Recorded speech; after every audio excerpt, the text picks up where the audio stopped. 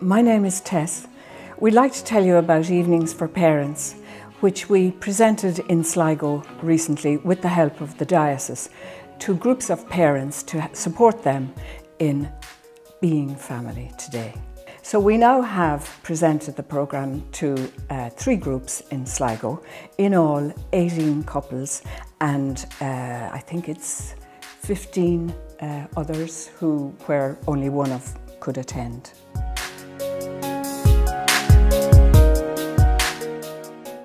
I'm Tess's husband. My name is Michal. It's obvious when we observe our extended family that the challenges for those parents are much greater today than they were for us. We decided to engage in the programme because we wanted to find a better way to communicate with our 3 children.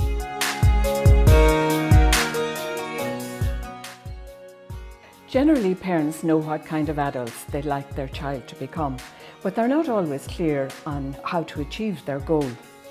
So when children become young adults, they experience pressures and setbacks, and there's no way you can protect them from those pressures. But they do need to develop resilience long before they leave home so that they can combat them effectively. It has really improved the communication within the house. It has helped our kids really express their feelings and become much more self-assertive.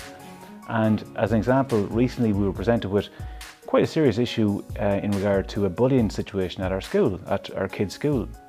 And our son Dara came home and he was able to explain the situation to us, told us what was happening. And quite quickly we were able to listen to Dara, understand what was going inside his head, and through the benefit of the programme we were able to play it out in role play situations, and he was able to come up with his own solutions to the problem, such that the next day he went back in.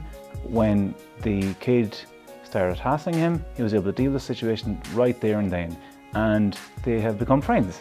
So it's just a demonstration of how the programme has really helped us deal with that situation, and for sure before this there's no way we would have been able to deal with the situation as well as that.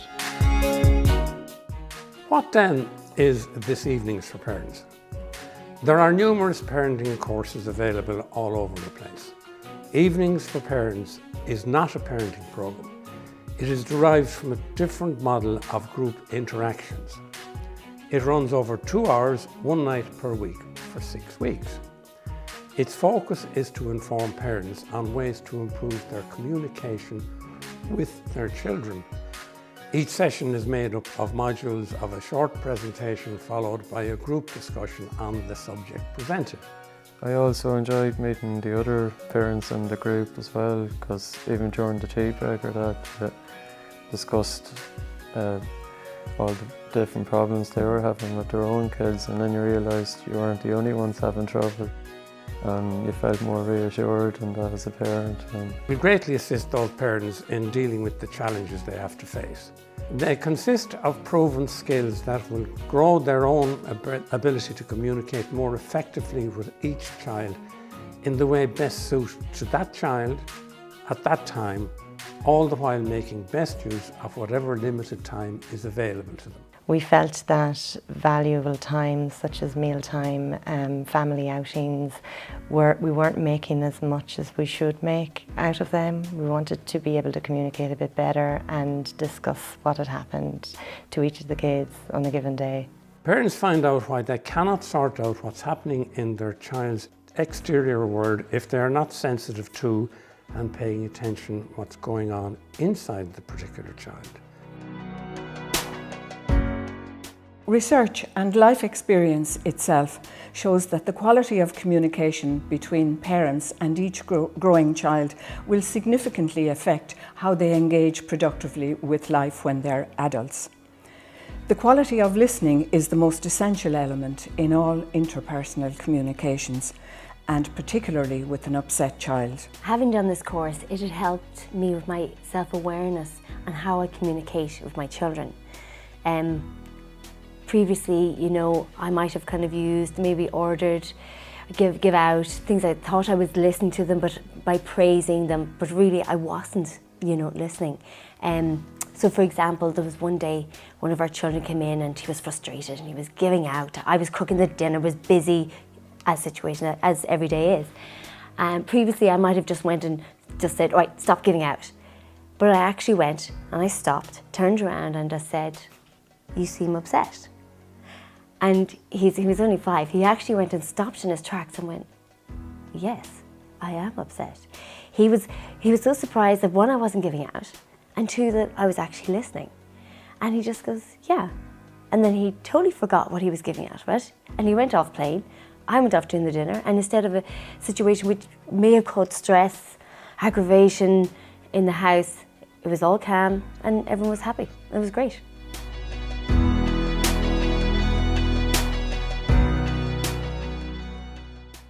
Dealing with feelings can be very difficult for some people, but they are no more or no less than instinctive emotional reactions that have names.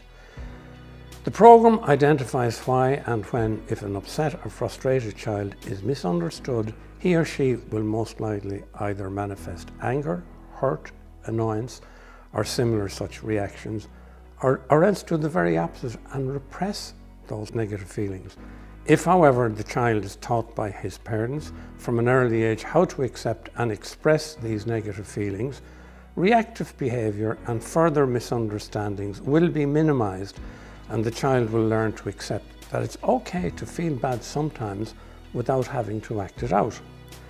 The problem with repressed negative feelings is that later in life they may resurrect themselves quite spontaneously when triggered by different but analogous experiences. This causes childish behaviour in adult situations. That childish, selfish reflex behaviour often leads on to be the cause of all sorts of behavioural, personal, relationships and even addiction problems. If parents fail to teach children how to deal with, express and accept their negative feelings from their earliest years, who else will do that?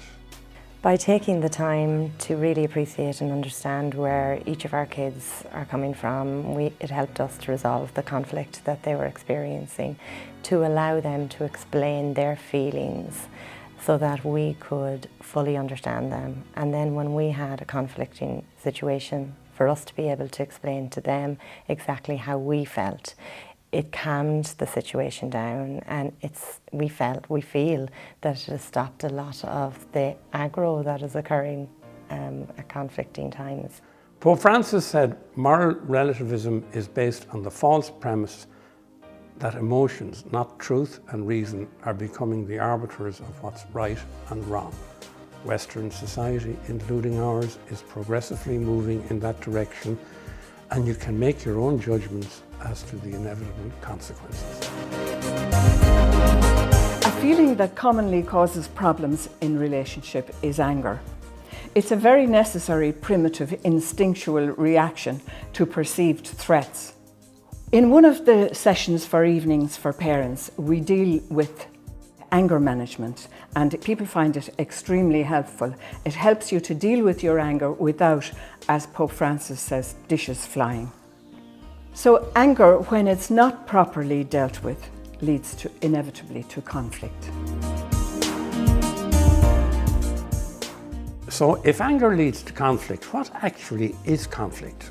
Well, it's important to note that we have 2 sorts of conflicts in family relationships. One is based on conflicts of needs and the other is on conflicts of values. An important section deals with why conflict in families arises and how it can be resolved in non-confrontational manners. While some conflict is inevitable, too much is not good, and too little might be a sign of indifference, which could even be worse. The programme teaches parents how to resolve conflicts of needs in non-confrontational ways. It has removed a lot of the stress of dealing with difficult situations that naturally arise in the family. Now, when we're faced with an upset in the house, I find that I don't worry as much about how to deal with it and what to say. Overuse of technology is becoming a big concern for parents. They need at all costs to hold on to the strong influence that they have on their children. and not give in too easily, and remain connected with them at all costs. It's possible, not as difficult as it might seem. Conflicts of values are a bit more difficult, but far more important to come to terms with. They arise much more now than they did in olden times.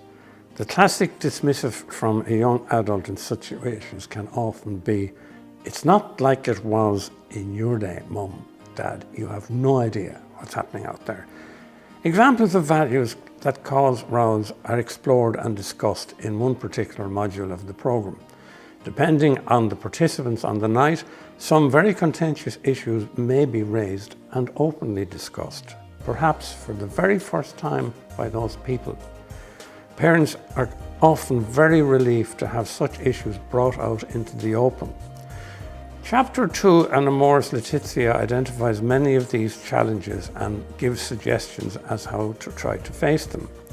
The methodology and suggestions in our programme in this area are in close conformity with Amoris's teachings. The programme informs parents that conflicts of values may be talked about and that the other person can be accepted as they are, even when the differences in values remains. And that's very important. It's not as difficult as it might first seem to deal with these issues in that way, but to do so effectively requires commitment to persistence and a totally different, perhaps newly learned approach to resolve these conflicts. The course to me, I think, has just been like it's just been like a revelation to me, because before, when I was communicating with my children, I didn't know where I was going wrong. I just kept thinking how to do it right. But from doing the course, I saw where I was going wrong. You know, by preaching, by ordering, by giving out, I wasn't actually listening to them, and I wasn't effective communication. So it's improved my communication now with the children, and as a result, our house is a lot calmer. Parents pass values on to their children more by how they live their own lives than what they say. The programme is not a religious programme, but it is based on gospel values. Having said that, it's not unusual for parents to consider the implications of their faith and spirituality for themselves and for their children. Children are happier when they're in a group of loving people in the family and they're not being the centre. And they really need to learn that it's about us, not me, not only me. So they need to consider the needs of the group as well as their own needs.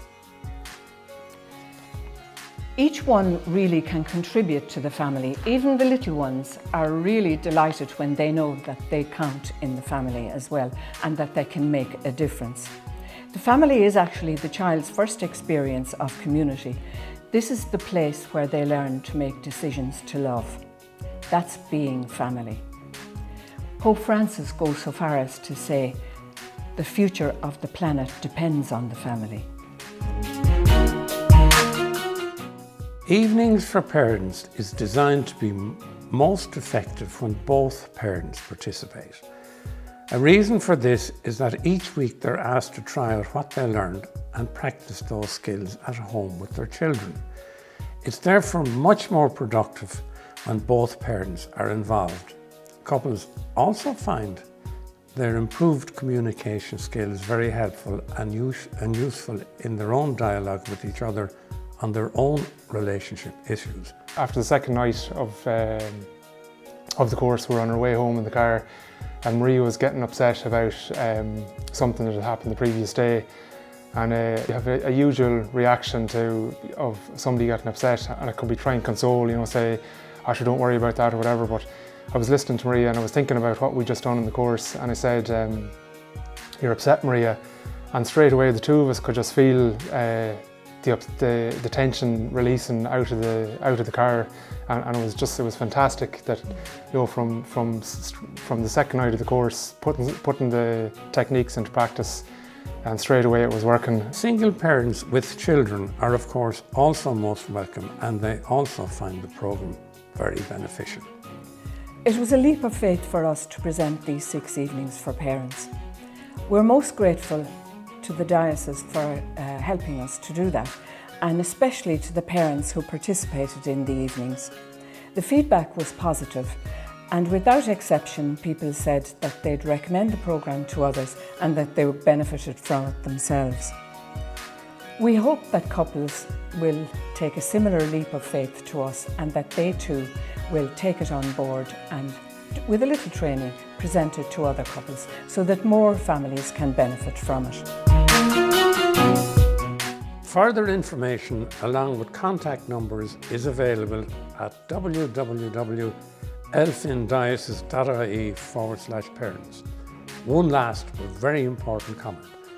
Far from being very serious as this might sound like, we had a lot of fun and laughter on the nights, particularly during that most welcome tea break.